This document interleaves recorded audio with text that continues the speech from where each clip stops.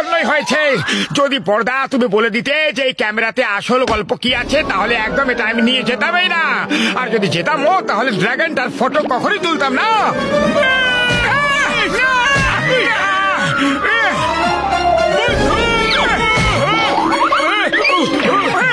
পাতলু বাঁচাও, পর্দা পর্দা থেমে যাও, পাতলু বাঁচাও রে।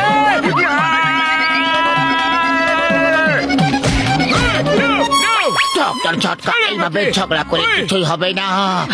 আমাদের ভাবতে হবে যে এই ড্রাগনটার ফটো কিভাবে তুলবো আমরা, ওকে শান্ত করে এক জায়গায় কিভাবে দাঁড় করাবো। আমি একটা ফিল্মে দেখেছিলাম যদি ড্রাগনকে লাগাম লাগানো যায় তাহলে ওকে কন্ট্রোল করা যেতে পারে। আরে বাবা, কোন ঘোড়াকে নয়, ড্রাগনকে লাগাম লাগাতে হবে। কিন্তু বিড়ালের গলায় ঘন্টাটা বাঁধবে কে? আরে এখন আবার এই বিড়াল কোথা থেকে চলে এলো? আমাদের শুধুমাত্র ড্রাগনকে কন্ট্রোল করতে হবে। এটা একটা প্রবাদ বাক্য মোটো। এই সব আমার জন্যই হয়েছে, তাই ড্রাগনকেও লাগাম আমি পরাবো, নাহলে পুরো ফুরফুরিনগরকে শেষ করে দেবে। চলো চলো। ওই আমার শুকনো বাবুরে দিব্যি গো, মোটু চলো যাই এমন ভাবে বলছে যেন ড্রাগন আমাদের ইনভিটেশন দিয়েছে যে এসো ভাইরা লাগাম পরিয়ে দাও।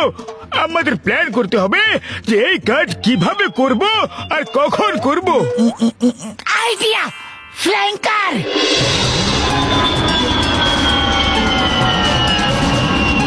মনে হচ্ছে ওই ড্রাগনটা ফুরফুরিনগর ছেড়ে পালিয়ে গেছে। তাহলে ভালোই হলো, কিন্তু ওকে খুঁজতে হবে, নাহলে ও অন্য কোথাও ধ্বংস করবে। ওরে বাবা, মনে হচ্ছে আমাদের লাগাম লাগাতে এসেছে।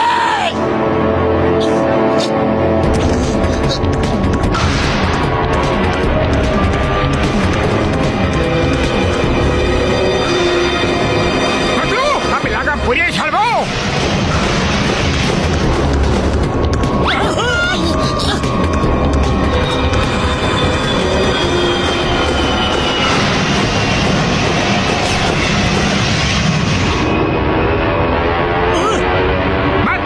কোনোভাবে কারকে ড্রাগনের ওপরে নিয়ে চলো।